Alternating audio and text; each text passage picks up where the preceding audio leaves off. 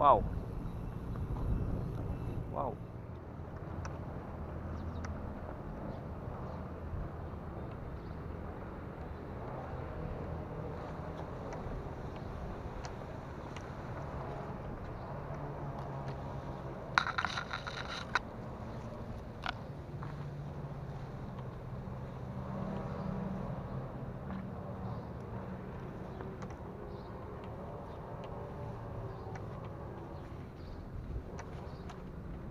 Cái này là cái cây cầu đang leo lên nè,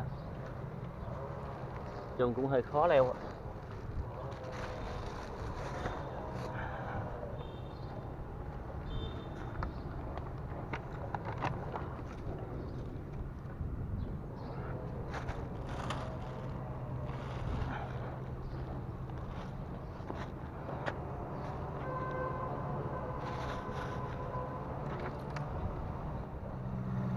Xin chào cả nhà nha. Bữa nay mình đi câu cá nha cả nhà. Này đồ nghề nè, vẫn là cái mồi cũ thôi à. Thì cũng lâu lắm rồi mình chưa có đi nữa. Chứ tại bữa giờ cũng bận quá, không có thời gian đi câu. Cũng là địa điểm cũ nè, dưới chân cầu Cao Lãnh. Lâu quá rồi không ra câu, không biết bữa nay câu có hay không nữa. Hên xui đi.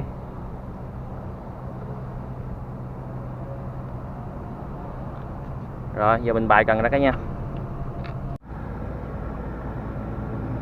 Bữa nay mình cũng tiếp tục câu lăng xê nè.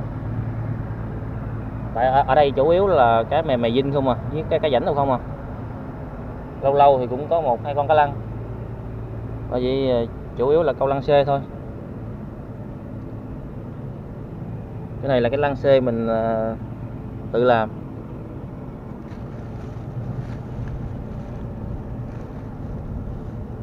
Lâu quá rồi không ra câu, không biết bữa nay câu có hay không nè.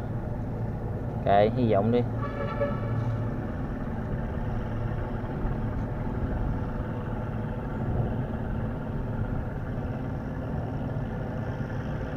Lăng xê tự làm nhìn nó xấu xấu vậy đó, nhưng mà nó cũng nhạy lắm.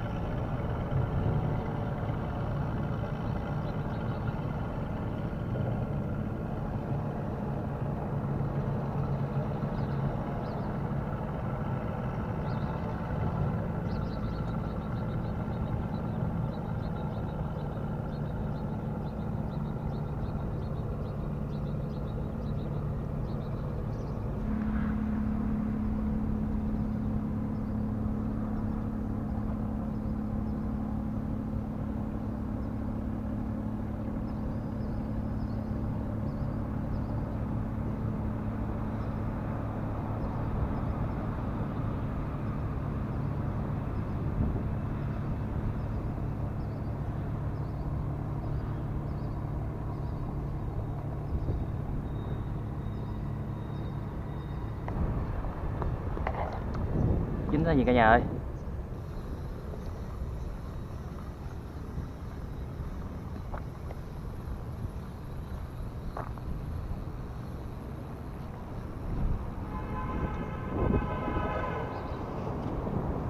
Một em cá xác đầu tiên nha cả nhà. Ồ, cá xác bành ghi luôn nè. Cá xác gì mới đã nè.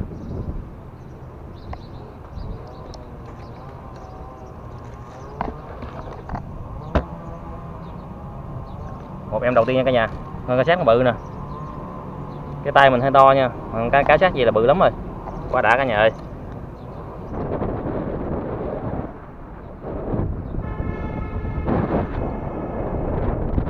Mới vừa quăng xuống luôn. Chưa được 2 phút là dính rồi. Hên quá. Thôi mình lại đằng này đi.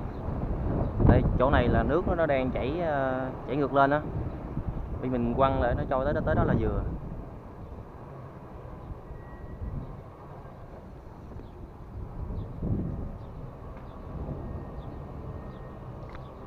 Cái này là cái chỗ của mấy cần thủ khác câu nè. Rác rến quá trời luôn.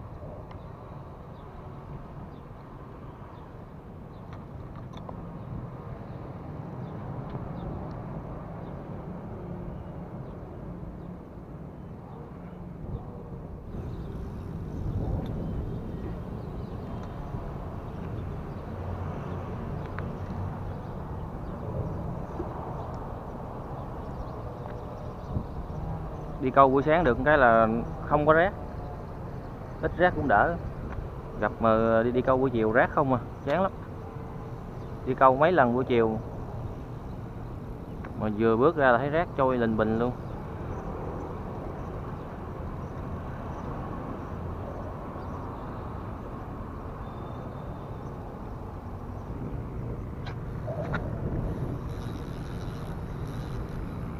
Cá gì bự lắm cả nhà ơi, trời ơi. Bây giờ cái gần của mình lọt dưới luôn nè. Rồi thấy gì còn.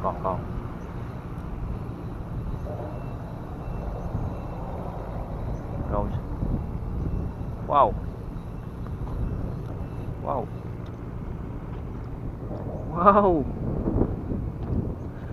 Mày Vinh khủng cả nhà ơi. Trời. Quá đã cả nhà ơi. Ôi nó giật cái cần của mình, xém nó văng xong luôn rồi. Mình đang ngồi móc cái cần kia thì nghe một cái bụp một cái là thấy cái cần nó muốn xuống tới sông rồi. Có lý quá cả nhà ơi. Hơi ốm. Xém là cái cần văng xong rồi. Cá mày Vinh này nó giật mạnh lắm nha cả nhà. Con cá cỡ như vậy là thôi nó giật thôi. Sướng luôn á. Hên quá.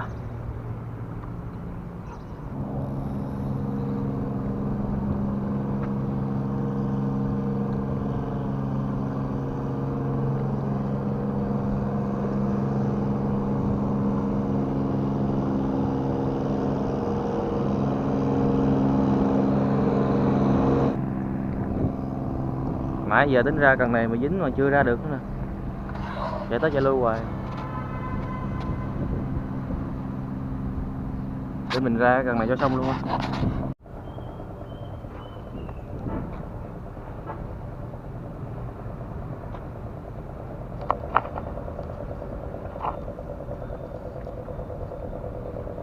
Cần này không biết dính cái gì mà nhịp hoài không biết. Cá nhỏ quá. Rồi dính gác luôn rồi.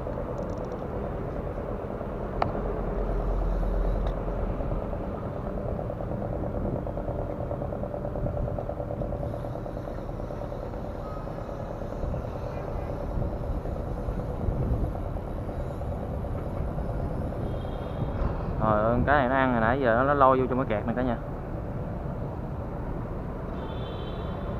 Biết có đứt lưỡi nào không đây? Chưa, còn nguyên.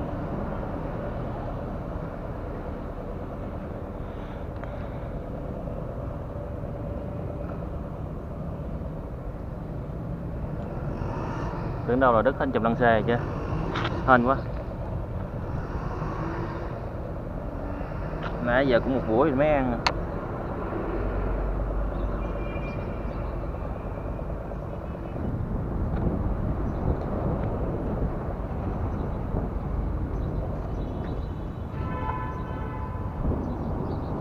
Con này ở đây cũng ít cá rồi.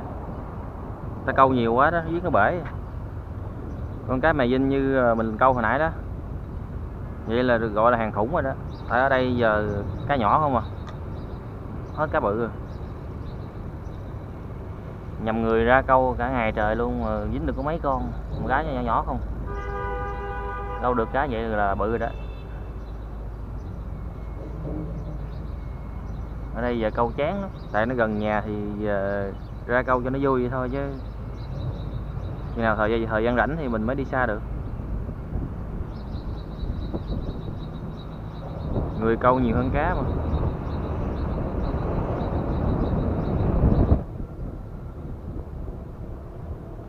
Nãy giờ cũng khá lâu rồi chưa dính thêm được con nào nữa cả nhà ơi. Nãy giờ đó mới được có 3 con à. 2 con cá mè Vinh với con cá sát.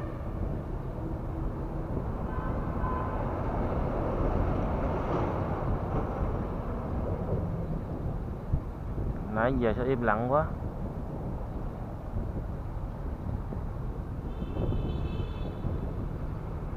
Với nãy dính mấy con cá mè Vinh mà cái bị Vinh con á, thả xíu.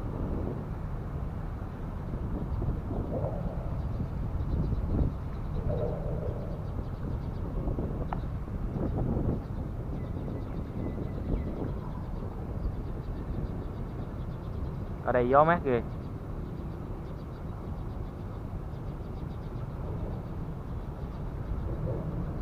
Chờ đợi tiếp thôi.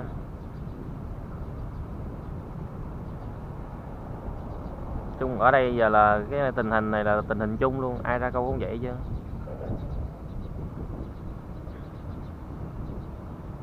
Có khoảng mà mùa nước lũ á, cỡ đó thì ra câu dính còn nhiều hơn giờ chút. Còn cỡ này thì nói chung là ra câu đỡ ghiền chứ cũng không có nhiều.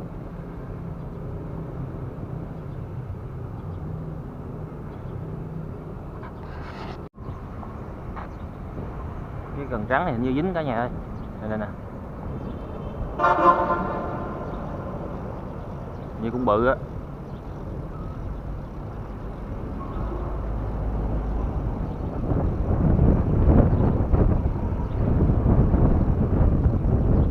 Nó cũng giật mạnh quá trời rồi.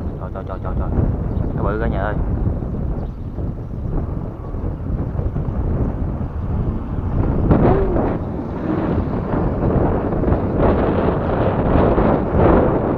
Hàng khủng nữa cả nhà ơi. Trời ơi, hên quá cả nhà ơi. Con này bự hơn con nãy nữa. Trời ơi, nó đã này cả nhà ơi. Phê hết sức rồi. Mấy con này giật lên ghê lắm cả nhà, sợ nó sảy không à. Tại nó dính, đa số là dính mép á. Một em đi nha cả nhà. Quá đã cả nhà ơi. Lâu lâu dính con cũng được nhưng mà dính cho đáng, không cần dính nhiều. Hết biết bữa nay hên quá cả nhà ơi. Con này là to hơn con nãy nữa nè. To hơn con nãy nữa. Sướng tay ghê. Giật còn biết sướng luôn á.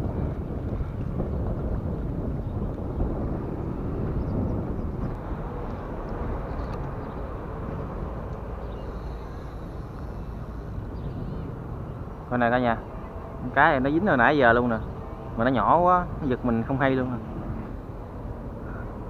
Không phải là nhỏ mà tại nó dính cái chân cái lưng á, nó giật yếu quá, nó móc cái chân cái lưng luôn nè. Nãy giờ mình cũng không hay luôn, nãy giờ thấy giật nhẹ mà không biết là cái gì.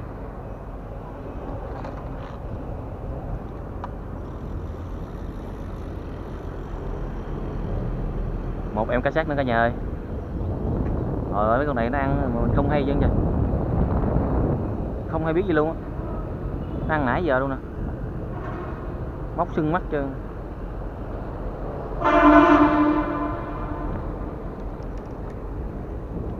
Cái xác bự mà ngon ghê.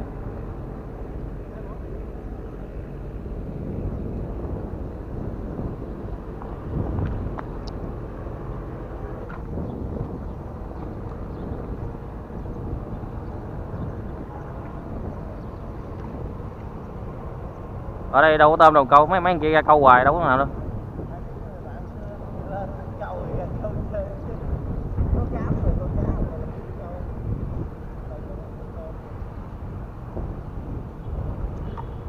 Bữa kia nó ngâm nguyên đêm luôn được mấy con.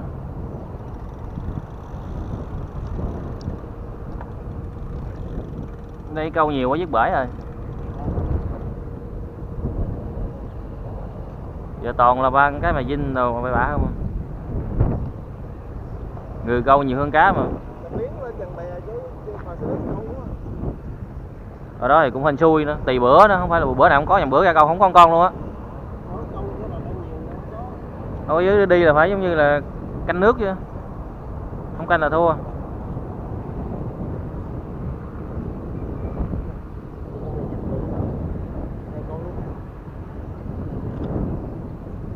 Bữa xuống dưới đi câu cả nửa ngày trời không có con. Không, em ở dưới là dùng dưới câu sông Hậu dưới thì bữa không câu cũng bị trời. Trời, bay xuồng câu gì? Bay xuồng câu gì? Cá bè luôn, con bè luôn.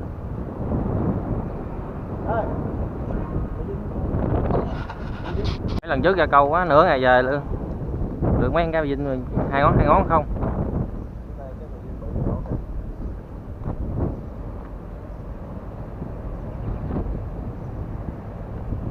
Sáng giờ đừng vô đó đó. Đó câu với con câu mẹ câu.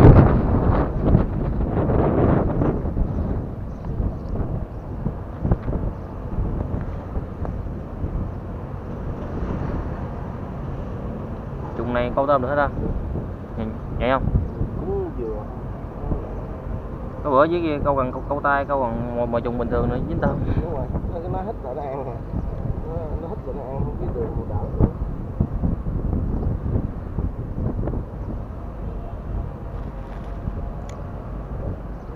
Câu vui chơi chứ ăn uống câu nó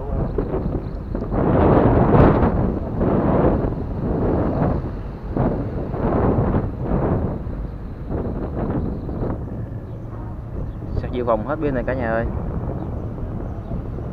Để quay thêm tí xíu nữa, tôi nghĩ quá. Sắp hết pin rồi. Tại hồi tối mình không có tính đi câu đó, bởi vì mình không có sạc sẵn.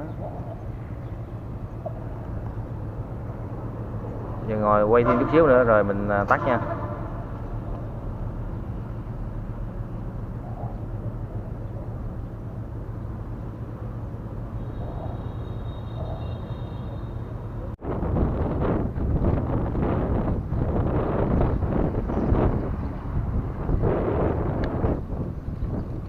Đây thành quả của ngày hôm nay. Được 2 con mè dinh bự nè.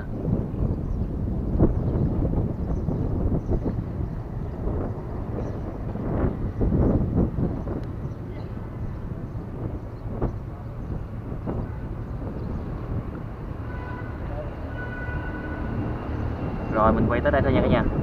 Camera cũng hết pin rồi. Các video sau thì mình sẽ cố gắng mình làm thêm nhiều cái hay cho cả nhà xem nha.